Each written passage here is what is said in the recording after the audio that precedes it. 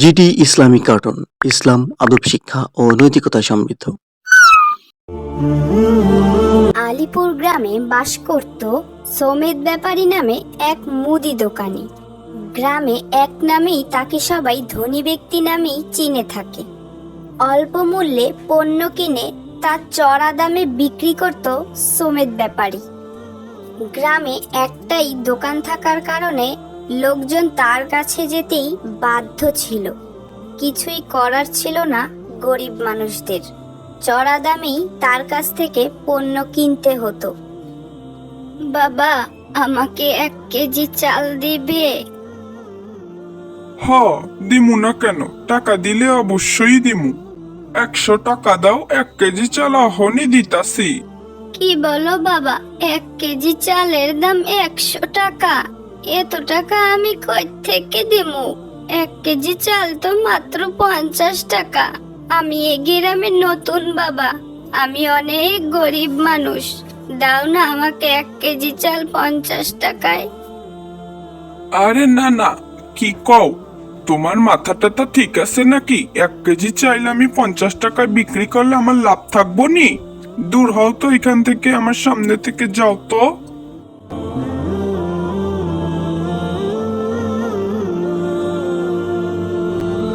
সমেত মিয়ার দোকানের পাশেই রহিম মিয়া নামে এক লোক ব্যবসা করত। সামান্য কিছু চাল, ডাল ও চিড়ে নিয়ে সে বসতো। দিন আনি দিন খাই, তার জীবনে এমনই ছিল। সে প্রতিদিন অল্প কিছু চাল ডাল দূর থেকে কিনে আনতো এবং তা সামান্য কিছু লাভ রেখে বিক্রি করত। এভাবেই তার সংসার চলতো। বাবা, আমারে 1 কেজি চাল দিবা? হ্যাঁ চাচি আম্মা, দেব না কেন, অবশ্যই দেব। তা কত করে কেজি রাখবানে বাবা আমার কাছে? আমার কাছে কিন্তু বেশি টাকা নেই বাবা। তোমার কাছে বেশি রাখবো না নে চাচিমা, তুমি চিন্তা করো না, তুমি মাত্র 40 টাকাই দিও, যেই দামে আমার কিনা দাম। কি বলছো বাবা? ওই দোকানদার যে আমার কাছে 100 টাকা চাইলো, আর তুমি মাত্র 40 টাকা রাখবে? হ্যাঁ চাচিমা, তোমার কাছ থেকে আমি না হয় একটু লাভ কমই রাখলাম। সব সময় যে বেশি লাভ রাখতে হবে এমন কোনো কথা নেই। মাঝে মাঝে অল্প কিছু লাভের মধ্যে অনেক স্বস্তি, শান্তি খুঁজে পাওয়া যায়। তুমি আমার জন্য শুধু একটু দোয়া করবে, তাহলেই আমার হবে। মহান আল্লাহ তাআলা ব্যবসাকে হালাল করেছেন। আমি কেন মানুষকে ঠকিয়ে এত টাকা বেশি নেব বলো তো? আসসালামু আলাইকুম। রাইসা, তোমরা এখানে কি করছো? ওয়ালাইকুম আসসালাম। কি করছিস তুই, দেখতে পাচ্ছিস না? আমি ওর সাথে কথা বলছি, তুই আমাদের মাঝে আসলি কেন? একটা ফকিন্নি কোথাকার। এভাবে বলতে নেই রাইসা, আমরা তো সবাই মানুষ, তাহলে কেন আমরা ভেদাভেদ করি বলো তো? সবাইকেই আমাদের মিলেমিশে থাকা উচিত। না, আমি ওর সাথে মিশবো না। ওর বাবা একটা গরিব, আমার বাবা কত ধনী লোক। এক নামে সবাই তাকে ধনী ব্যক্তি নামে চেনে, আর ও একটা ফকিন্নি। ওর সাথে আমি মিশবো না, তুমি মিশলে মিশো। থাকো রাইসা আর ইয়ামিন, আমি চলে যাচ্ছি। তুমি কিছু মনে করো না হুমায়রা, ওর হয়ে আমি তোমার কাছে ক্ষমা চাইছি। না না, তুমি কেন ক্ষমা চাইবে?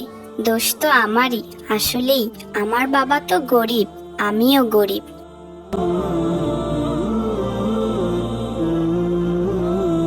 মসজিদের ইমাম সাহেব এক বিকালে গ্রামের কিছু লোকদের নিয়ে কিছু হাদিস কুরআনের কথা বলছিলেন। এমন সময়ই সমেত ব্যাপারীও সেখানে হাজির হন। শোনো আল্লাহর বান্দারা, তোমরা সবসময় সৎ পথে থাকার চেষ্টা করবে, যাতে করে আল্লাহ তোমাদেরকে জান্নাত দান করেন। যে যেই পথেই রিজিকের সন্ধান করো না কেন, সবসময় যেন তা সৎ পথে হয়। মানুষকে ঠকিয়ে যেন তোমরা 1 বিন্দু পরিমাণও লাভ না করো, এতে করে আল্লাহ তোমাদের উপর সন্তুষ্ট থাকবেন। আর আল্লাহ তাআলা ব্যবসাকে হালাল করেছেন।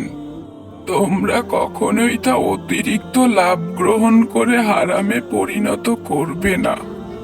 এটা আমাদের মহান আল্লাহ তাআলা ও আমাদের প্রিয় নবী হযরত মুহাম্মদ সাল্লাল্লাহু আলাইহি ওয়াসাল্লামের কথা।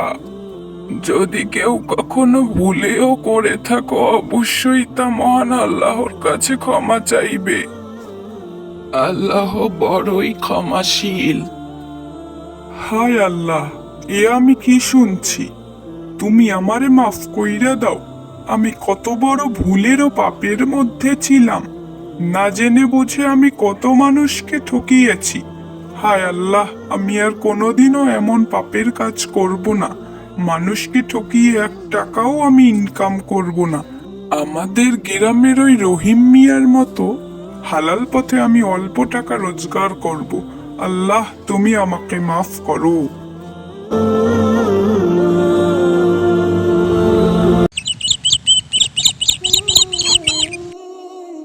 বুশরা, মা বুশরা, কোথায় তুমি মা? তোমার জন্য একটা খুশির খবর আছে। আসসালামু আলাইকুম আব্বু। খুশির খবর? কিসের খুশির খবর আব্বু? ওয়ালাইকুম আসসালাম। মা বুশরা, তুমি কি জানো আমাদের অফিস থেকে আগামী মাসের 2 তারিখ কক্সবাজার ঘুরতে নিয়ে যাবে? তুমি চাইলে আমরা সেখানে যেতে পারি মা। আসলে আব্বু, আমরা তো গত মাসেই কক্সবাজার থেকে ঘুরে আসলাম। অযথা টাকা খরচ করার দরকার নেই আব্বু। মা বুশরা, আমি আরো তোমার জন্যই যেতে চেয়েছিলাম, যে তুমি অনেক খুশি হবে। আর তুমি এই বলছো? না আব্বু, তুমি ভুল বুঝছো আমাকে। আমি অনেক খুশি হয়েছি, কিন্তু সামনেই তো আমার ফাইনাল এক্সাম, তাই আর কি যেতে চাইছিলাম না। আচ্ছা মা, তুমি মনোযোগ দিয়ে পড়াশোনা করো। আমরা তোমার এক্সামের পর আবার ঘুরতে যাব, কেমন? কেউ চায় আর কেউ চাইলেও পায় না। আল্লাহ পাক যাকে দেয় তাকে অনেক কিছুই দেয়, আর যাকে দেয় না তাকে কিছুই দেয় না।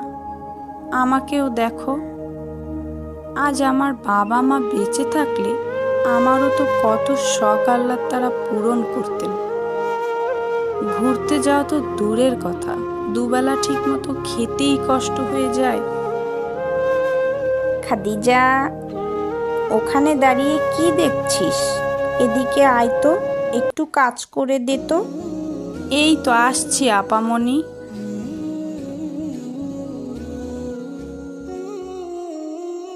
আব্বু শুধু শুধু অপচয় করে। আমি আব্বুকে বোঝাতে গেলে বুঝতেও চেষ্টা করে না, অযথাই কষ্ট পাই। কি হলো বুশরা, একা একা কি সব বলছো? দেখো না মা, আমরা গত মাসেই না কক্সবাজার গেলাম, তবুও আব্বু আজকে আবার কক্সবাজার পিকনিকে যাওয়ার কথা বলছিল। আব্বু কেন বোঝে না মা? এগুলো তো অপচয়। তাই নাকি? মেয়েটা আমার কবে এত হিসাবি হয়ে গেল, আমি তো বুঝতেই পারলাম না। এ কি মা, তুমি মজা করছো? না,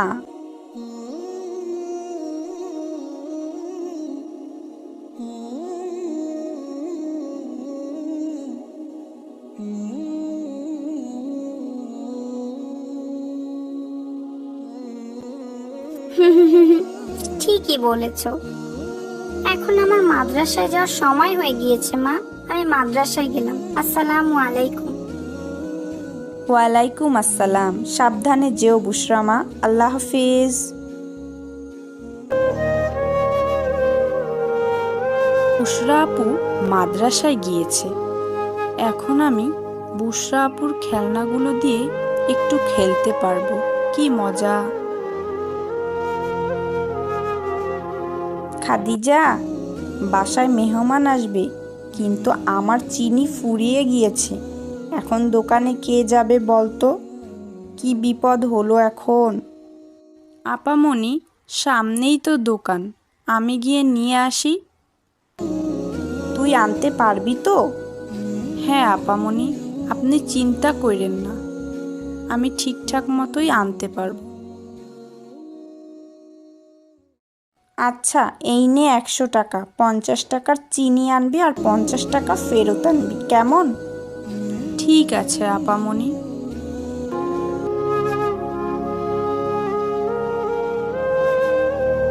আসসালামু আলাইকুম চাচা, আমাকে 50 টাকার চিনি দিবেন?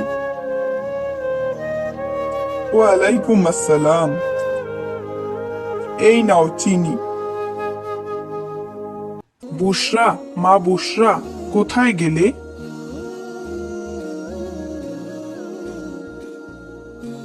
আসসালামু আলাইকুম আব্বু, কি হয়েছে আব্বু, আমাকে ডাকছো?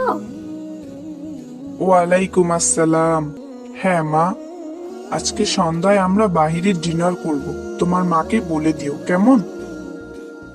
ঠিক আছে আব্বু।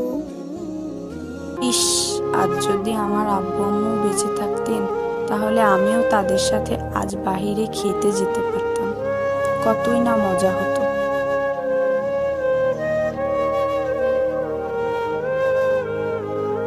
এই খাদিজা, রেডি হয়ে নে, যা।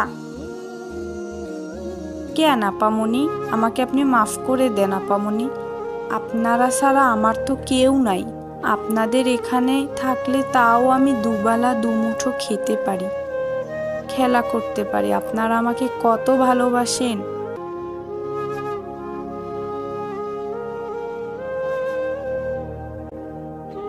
আরে পাগলি মেয়ে, তুই কেন ভুল করবি? ভুল তো আমরাই করি, তোকে রেখে আমরা কত দূর দূর যাই। কি বলেন আপামনি, এসব আমার অভ্যাস আছে। আগে যেখানে কাজ করতাম না, তারা তো আমাকে ঠিকমতো খেতেই দিত না। সেখানে আপনারা আমার কত যত্ন করেন। হয়েছে, এখন রেডি হয়ে চল আমাদের সাথে, ডিনার করতে যাব।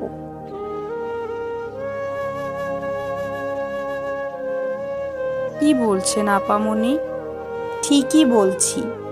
তুই যখন একা একা বিড়বিড় করে বলছিলি যে তোর বাবা মা বেঁচে থাকলে তোরও কত শখ পূরণ করত, তখন আমি শুনে ফেলেছিলাম। এখন থেকে আমরা যেখানেই যাব খাদিজাকে সঙ্গে নিয়ে যাব। ইয়ে, এই যাস না, দাঁড়া দাঁড়া, বলছি দাঁড়া। কোথায় যাচ্ছিস?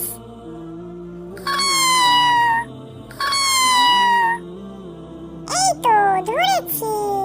মাশাআল্লাহ, কি সুন্দর তুই। হ্যাঁ, আচ্ছা চল, তোকে আমাদের বাড়ি নিয়ে যাই। আজ থেকে তুই আমার বন্ধু। আর তোর একটা নাম দেওয়া দরকার। কি নাম দেওয়া যায়? পেয়েছি, মিকি। তোর নাম আজ থেকে মিকি।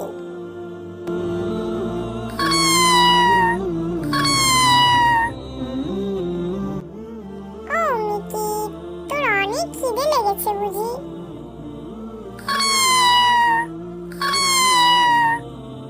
চল চল, ঘরে নিয়ে গিয়ে তোকে খাবার দিই।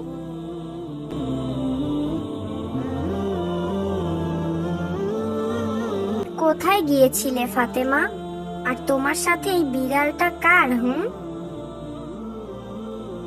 আসলে মা, ওকে আমি রাস্তা থেকে নিয়ে এসেছি। ও অনেক সুন্দর, দেখো মা। আর ওর অনেক ক্ষুধাও লেগেছে। ওকে কিছু খেতে দিবে? ফাতেমা, তুমি তো জানোই আমাদের নিজেদেরই টানাটানি, তারপর আবার কোথা থেকে বিড়ালটা নিয়ে এসেছো? ওকে ছেড়ে দাও বলছি। না মা, ওকে আমি ভালোবাসি। ওকে তাড়িয়ে দিও না মা। আমি না হয় আমার খাবার থেকেই ওকে খাওয়াবো। কি যে করো না ফাতেমা তুমি, যদি মাছ খেয়ে ফেলে তাহলে কিন্তু ওকে আর রাখবো না, বলে দিলাম। এই মিকি, শুনেছিস? কোনো খাবারে যেন মুখ না দেওয়া হয়, বুঝলি?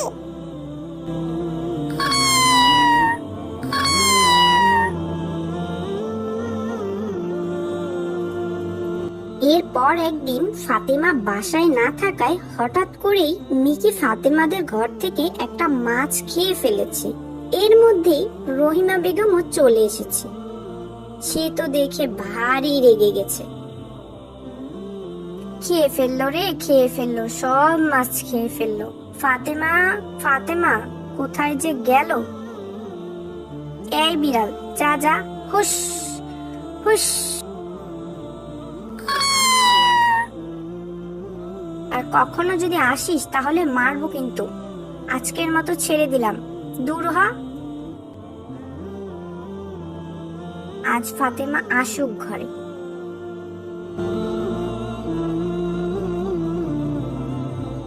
মিকি ভয়ে ভয়ে এক দৌড়ে পালালো। মিকির পেটে অনেক ক্ষুধা, কারণ ফাতেমা ঘরে না থাকায় তাকে কেউ খেতে দেয়নি।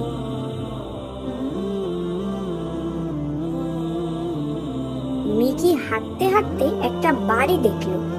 সেখানে গিয়ে সে মাছ ভাজার ঘ্রাণ পেয়ে বাড়ির মধ্যে যখনই ঢুকলো,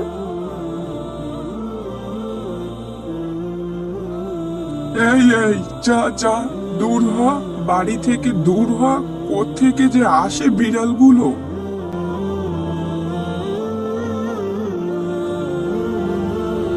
মিকিকে সেই বাড়ি থেকেও তাড়িয়ে দিল। মিকির মন খুবই খারাপ।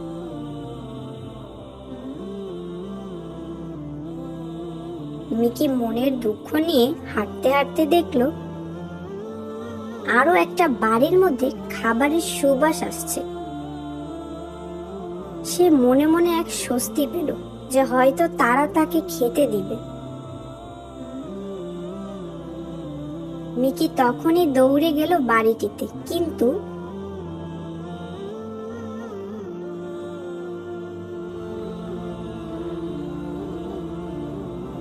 যা যা যা, আজ মেরেই ফেলবো। খাবার নষ্ট করতে এসেছিস?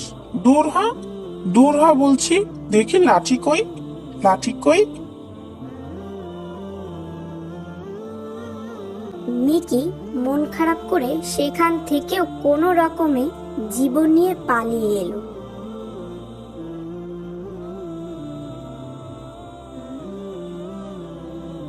আর আল্লাহর কাছে দোয়া করলো, হায় আল্লাহ, আপনি আমাকে সাহায্য করুন। ঠিক তখনই এক দাদিমা রাস্তা দিয়ে হেঁটে যাচ্ছিলেন। তিনি মিকিকে দেখে বললেন, হ্যাঁ রে, তুই তো দেখতে ভারী মিষ্টি। মিকি কাছে গেল আর ম্যাও ম্যাও করে ডাকলো।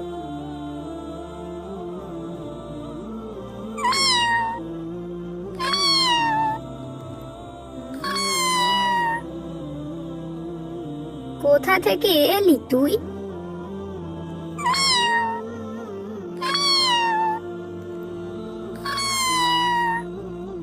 মনে হচ্ছে তোর পেটে অনেক ক্ষুধা।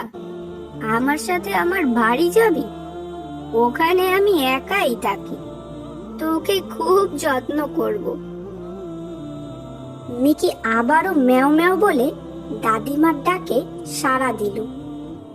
এরপর দাদিমা মিকিকে সাথে নিয়ে তার বাড়িতে নিয়ে গেল।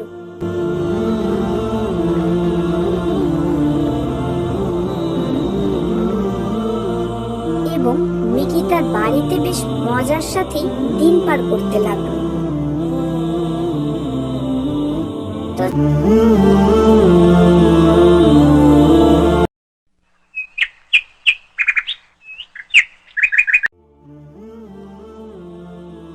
আসসালামু আলাইকুম ইয়ামিন, কেমন আছো তুমি? ওয়ালাইকুম আসসালাম। আলহামদুলিল্লাহ, আল্লাহর অশেষ রহমতে ভালোই আছি। তুমি কেমন আছো আয়েশা? আমিও আল্লাহর অশেষ রহমতে আলহামদুলিল্লাহ ভালো আছি। তার কিছুদিন পরেই তো পবিত্র ঈদুল আজহা, তা কেনাকাটা কি কিছু করেছো? আপাতত আমি এবছর কিছু কেনার চিন্তা ভাবনা করছি না আয়েশা। তা তোমার কি ঈদের শপিং শেষ? আমি অনেক কিছুই কিনেছি জানো, জামা, জুতা, কসমেটিক্স, আরো কত কি।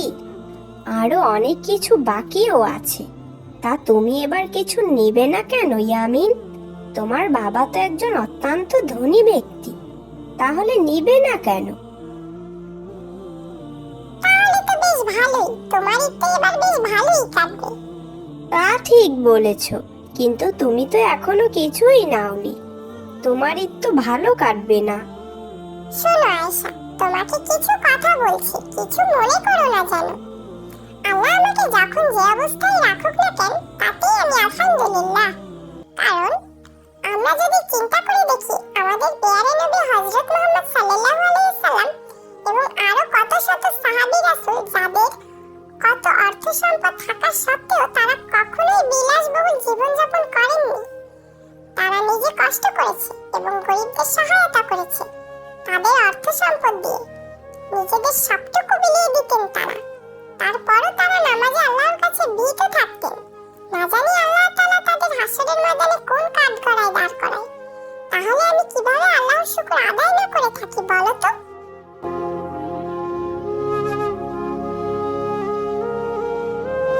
ইয়া আল্লাহ, তুমি ছোট হয়ে কত সুন্দর জ্ঞানের কথা বললে। আমি তোমার থেকে বড় হয়েও এত কিছু আমার মাথায় আসেনি কখনো। আসলে আমরা যা পাই তা নিয়েও আমরা সন্তুষ্ট নই। আমরা যদি আমাদের নবী করিম সাল্লাল্লাহু আলাইহি সাল্লাম এবং আরো রাসূল সাহাবীদের কথা চিন্তা করি, তাহলে আমাদের নিজেদের অবস্থা নিয়ে আমরা হাজার গুণ শুকরিয়া আদায় করতাম। কিন্তু আফসোস, শয়তান আমাদের এতই ধোঁকা এবং মোহের মধ্যে রেখেছে যে এসব চিন্তা আমাদের মাথায় আসে না। আমাদের থেকে কতই না জানি খারাপ অবস্থায় আছে মানুষ। কিন্তু ইয়ামিন, মহান আল্লাহ তাআলা তো বলেছেন ঈদে তোমরা আনন্দ করো, নতুন পোশাক পরিধান করো, তাও তুমি কেন মার্কেট করোনি? মাজলুমদের উপর যে অত্যাচার হচ্ছে তাদেরকে কিভাবে আমি মার্কেট করি বলো তো তুমি আয়েশা? মাজলুম? মাজলুম কি ইয়ামিন? অত্যাচারিত ব্যক্তিকেই মাজলুম বলা হয় আয়েশা। আমরা সাধারণত ফিলিস্তিনিদের দিকে তাকালেই অনেক কিছুই দেখতে পাবো। তারা সামান্য খাবারের জন্য দিনরাত কতই না কষ্ট করছে, কতই না তাদের কষ্ট, কতই না তাদের আহাজারি। সামান্য তাদের ইফতার সেহরিই জুটছে না, আর তো ঈদের শপিং। সামান্য তাদের জীবন পার করতেই কত কষ্ট, তবুও তারা আল্লাহর উপর সন্তুষ্ট, শুকরিয়া আদায় করছে, আল্লাহর ইবাদত করছে কত সুন্দরভাবে। এদেরকেই তো মাজলুম বলে, যারা অন্যের দ্বারা অত্যাচারিত হচ্ছে। আর আমরা ঈদের ভিড়ে আল্লাহর ইবাদত করতে ভুলেই গিয়েছি। আমি আমার বাবার কাছে চাইবো আমার ঈদের শপিং এর বাজেটটা এবং আমার বাবার যাকাতের সম্পূর্ণ টাকার অংশটাই যেন ফিলিস্তিনিদের ডোনেট করা হয়। আশা করছি সে আমার কথা রাখবে।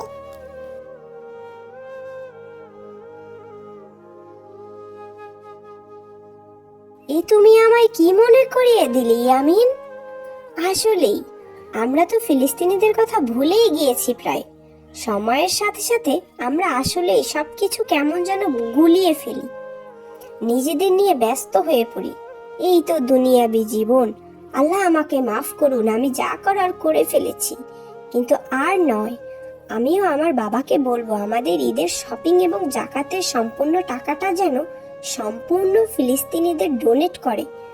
আমরা তো ভালো ভালো খাবার সামনে নিয়ে ভালো ভালো জামা কাপড় পরিধান করেও আল্লাহর শুকরিয়া আদায় করছি না, কিন্তু তারা অনাহারে দিন কাটিয়েও কত সুন্দর আল্লাহর শুকরিয়া আদায় করছে।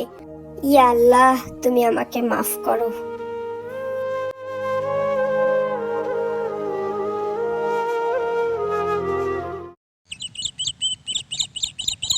আসসালামু আলাইকুম বাবা, ভিতরে আসবো?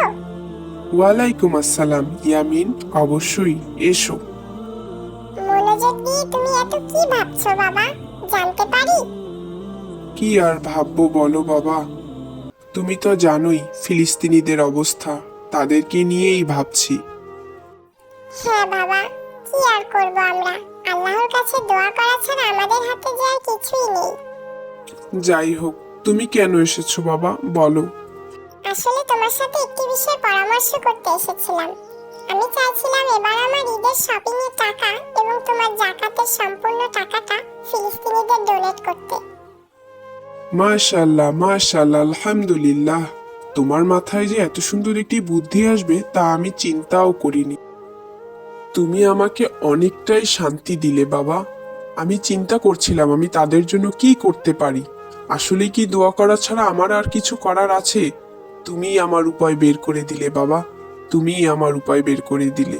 তোমাকে অনেক অনেক ধন্যবাদ আর আল্লাহর কাছে অনেক অনেক শুক্রিয়া তোমার মতো একটি সন্তান আমাকে দান করার জন্য। বাবা, আমরা আরো একটি কাজ করতে পারি।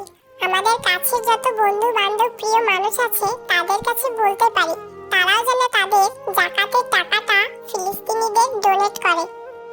হ্যাঁ অবশ্যই বাবা, তুমি ঠিকই বলেছো। আমার অনেক কাছের বন্ধু বান্ধব আছে যারা আমাকে এই কাজে অবশ্যই সহযোগিতা করবে। তাহলে আর দেরি কেন, চলো এক্ষুনি বেরিয়ে পড়ি।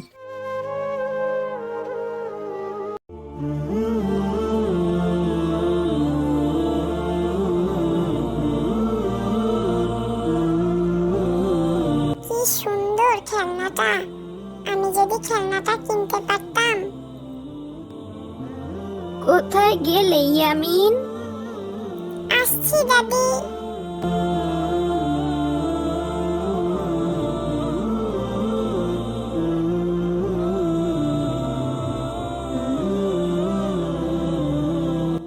হে আল্লাহ, আমরা এত গরিব কেন? আমার দাদির অনেক কষ্ট হয়। ছোটবেলায় বাবা মা মারা যাওয়ার পর থেকে দাদির কাছেই বড় হয়েছি। দাদি অনেক কষ্ট করেই আমাকে বড় করেছে। আপনি আমার দাদির কষ্ট কমিয়ে দিন, আমার দাদিকে সুস্থ রাখুন আর আমাকেও সুস্থতা দান করুন। আমিন।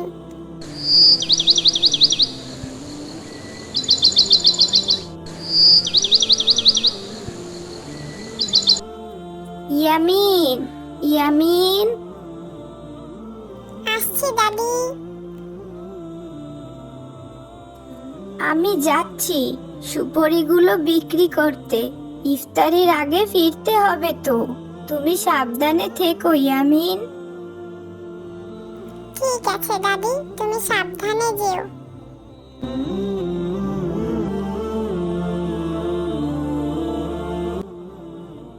হে আল্লাহ, আমার 3টে ইচ্ছে।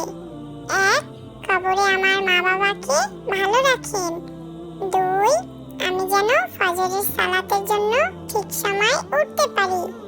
3, আমার দাদুকে ভালো রাখবেন। আমিন। সবই তো বুঝি, কি যে করি। আমার কাছে এত টাকাও নেই যে ছোট নাতনিটার ছোট ইচ্ছেগুলো পূরণ করব। হায় আল্লাহ, তুমি আমাকে সাহায্য করো।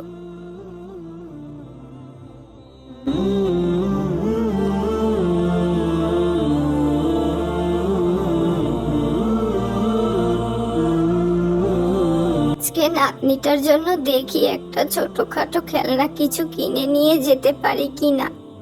নাতনিটা অনেক খুশি হবে।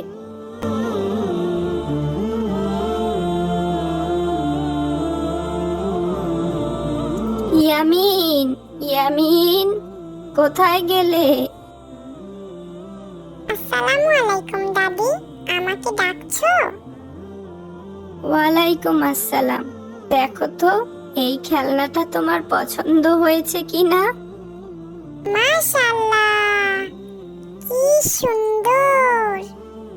তোমার পছন্দ হয়েছে? খুব। তোমাকে অনেক অনেক ধন্যবাদ দাদি। এটি আমার কাছে সবথেকে পছন্দের একটি খেলনা। আজ আমি অনেক খুশি। এর থেকে বেশি কিছু দেওয়ার সামর্থ্য আমার নেই রে। বাড়িতে কেউ আছেন? আসসালামু আলাইকুম। ওয়ালাইকুম আসসালাম। আমাকে কি একটু সাহায্য করবেন? কিছু খাবার থাকলে আমাকে একটু দেবেন দয়া করে। আমি খুব ক্ষুধার্ত। অবশ্যই, তুমি একটু অপেক্ষা করো, আমি আসছি। দাদি, দেখো ছেলেটার জামাটা কত ছেঁড়া। আমার তো আরো এই জামাটি ছাড়াও একটি নতুন জামা রয়েছে। আমি কি আমার নতুন জামাটা ছেলেটাকে দিতে পারি?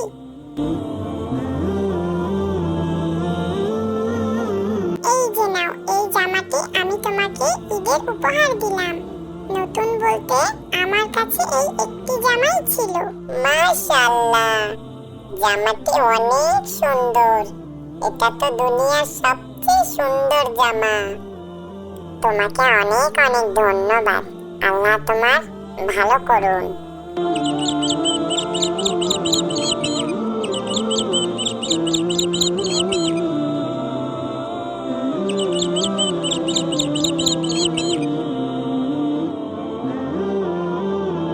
আসসালামু আলাইকুম, বাড়িতে কেউ আছেন? ওয়ালাইকুম আসসালাম। কাকে চাই? এটা আপনাদের জন্য দাদি। আমরা একটি ইসলামিক ফাউন্ডেশন থেকে এসেছি।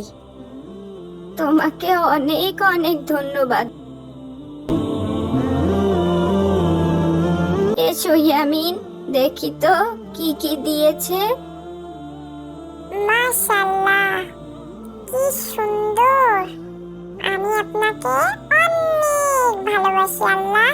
আলহামদুলিল্লাহ, সত্যি আপনি অন্তর্যামী আল্লাহ। আপনাকে অনেক অনেক ধন্যবাদ আল্লাহ। আপনি আবারও প্রমাণ করে দিলেন আল্লাহ, আমরা আপনার জন্য যাই খরচ করি না কেন আপনি তার দ্বিগুণ আমাদেরকে ফেরত দেন। আলহামদুলিল্লাহ।